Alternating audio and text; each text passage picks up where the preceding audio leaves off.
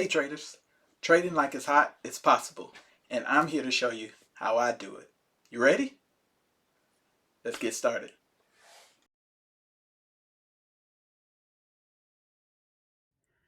Welcome back to Trade It Like It's Hot.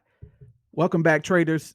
Today we're going to take a look at some of the stocks that we have in the learning industry, and also some stocks that we have in the semiconductor industry.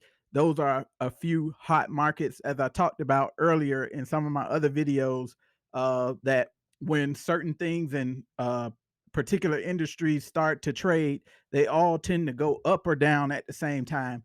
And right now, the learning industry and the semiconductor industry is really hot right now. I've been focusing more so on stocks lately that are below value, or that I believe are below value, and that you can pick up for a good price or a good bargain.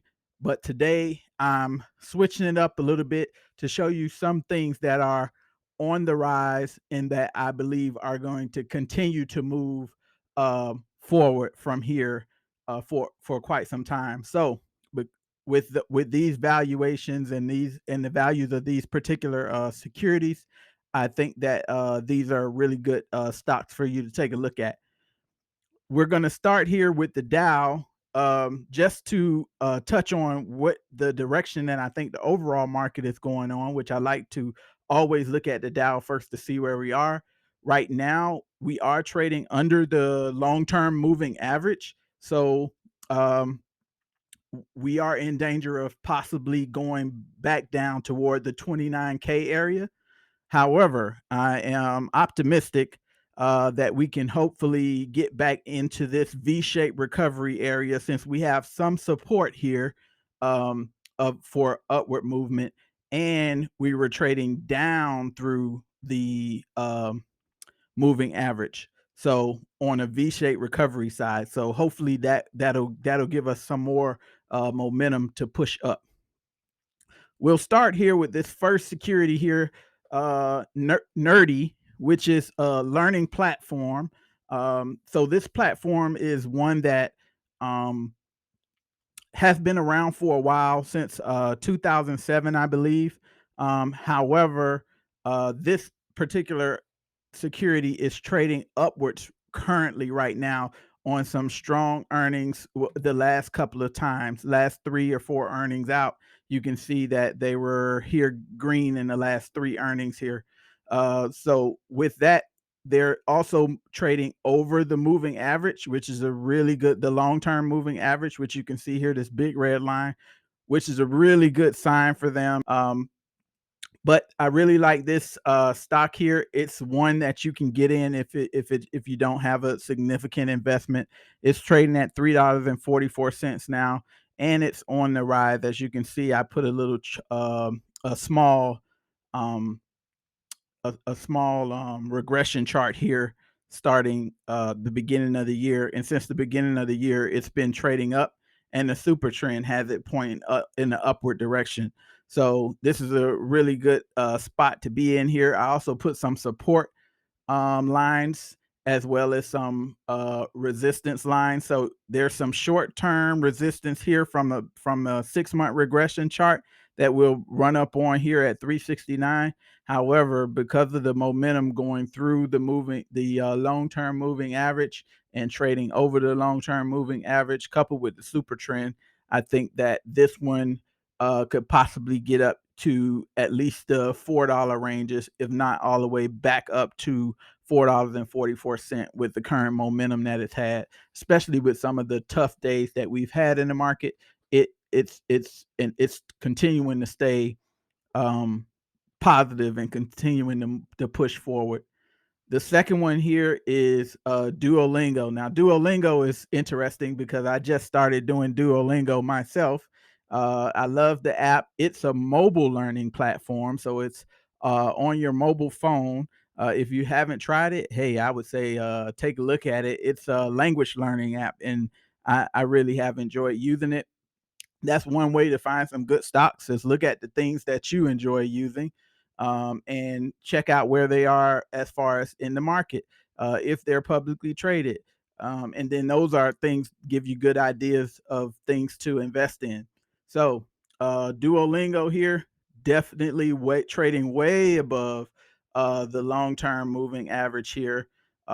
Every all of the signs here as far as what you want to see pointing forward, super trend is moving in an upward direction, pretty much over the it's over the regression chart. If you look at a 4-month regression chart here stemming back from November, very solid earnings the last couple of times out, 1, 2, 3, 4 earnings beats, and right now learning is doing really, really, really well as far as these the learning in the learning category. The other area where I wanted to take a look at is the semiconductor market. And semiconductors are also on the rise. They've been on the rise since that September, November timeframe as well. The first one here is NVIDIA. Now, NVIDIA, this is one I actually have owned for quite some time. And since November, I'm up over 100% on this particular one. But I think NVIDIA still has a good stretch where it can go. So right now it's trading at about $255, but the next resistance I see is somewhere around probably 280, 287, somewhere up in here. But this has the potential to actually get back, I think, to where it came from, which is that $300 range. It's trading really, really strong right now. You can see the super trend moving over the red portion of the regression chart, and looks like it's no turning back for this one. I really like this one. If you're able to grab this one on a pullback, this is one I would definitely consider jumping into on a pullback, or even I hesitate to say where it is because it's so high, but so definitely look for a pullback opportunity. But hey, this is in a really good this is in a really good spot as far as um potential to move up even higher than what it is right now. So Nvidia, check that one out for sure. It's pretty expensive. So even if you get say for instance, if you bought this back when I bought it in November, and you bought, even if you bought like 10 shares or 10 shares, 10 shares at $100 is would be $1,000 bucks. So if you double that, now you just made $1,000 bucks. So 100% for $1,000 investment gives you $2,000. That's what you have with. So that's also the premise behind why I like to buy stocks lower, and while they're on there trying to find the bottom, because that's when your possibilities of getting those 100% returns go up, because you're getting them so low, which is why my first few videos had a number of the stocks that I believe we were going to see some resurgence from. uh, so the next one here is AMD. AMD has been I've been watching AMD and trading AMD for quite some time, for a long time, since it was $10. I remember back when AMD was $10. And it's gone from since the October time frame all the way from $50 to $97, and it's trading over the moving average right now. Another good semiconductor that if it pulls back, you want to be a part of this. This is one you want to be a part of. Is these now the big thing about these? I normally give you good dividend stocks that I like because they're income stocks, and if you hold them over time, they tend to pay you from the dividends as well as what you get from the stocks moving up. So this is not a dividend paying stock. In fact, the previous ones that I showed you so far are not dividend paying stocks. However, these are upward moving stocks. So these are ones that you can make some money in the near term as far as their upward movement. The next one here is a pretty big dividend paying stock, which is Intel. Intel is at still towards the bottom area, if you can see here.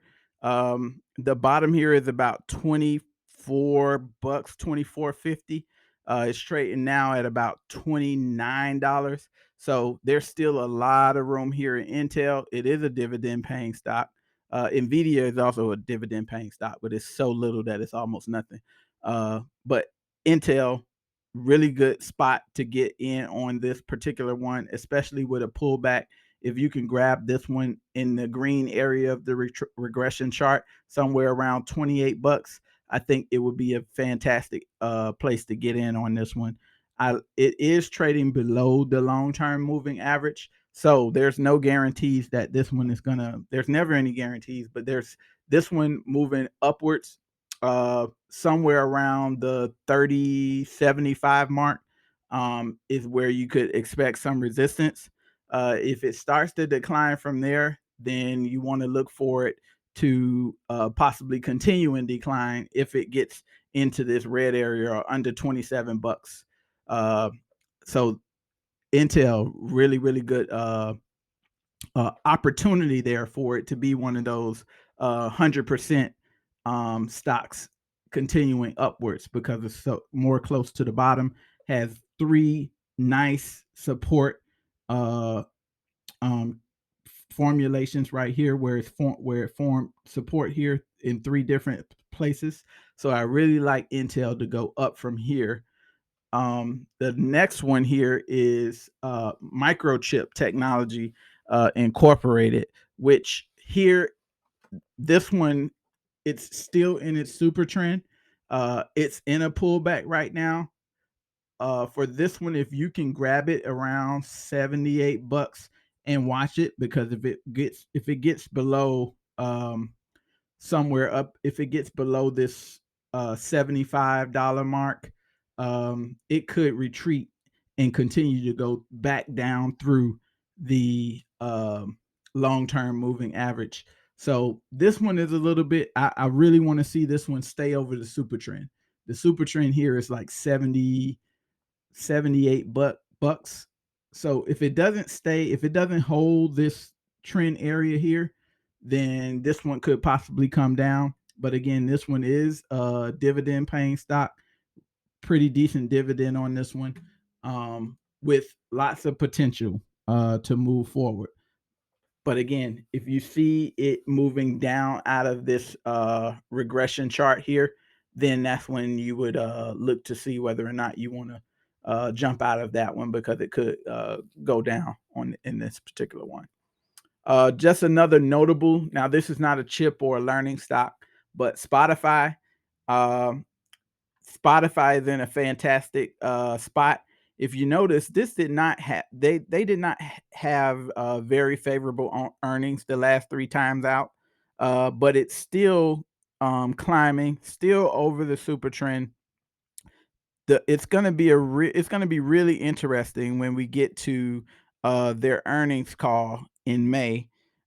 If they are able to have decent numbers and good earnings, I can see this one continuing to move forward big time. Already without earnings, it's over the super trend and continuing to move up.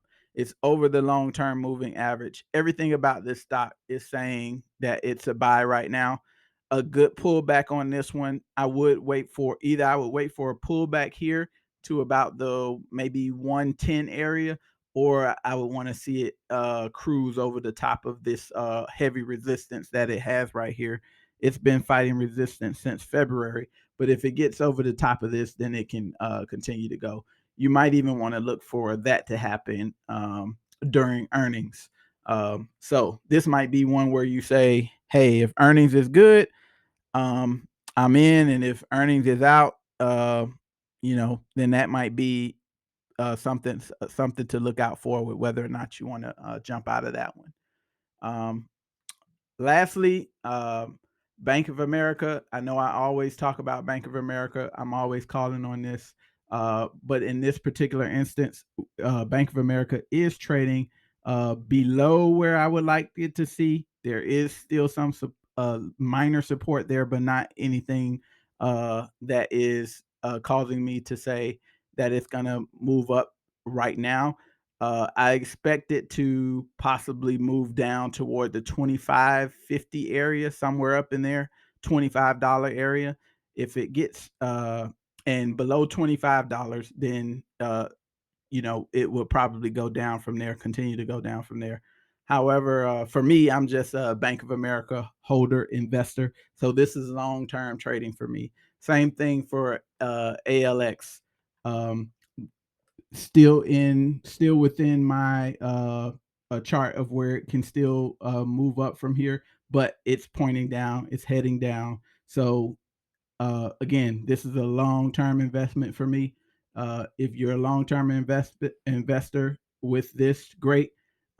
If not, then it is heading in a downward direction currently.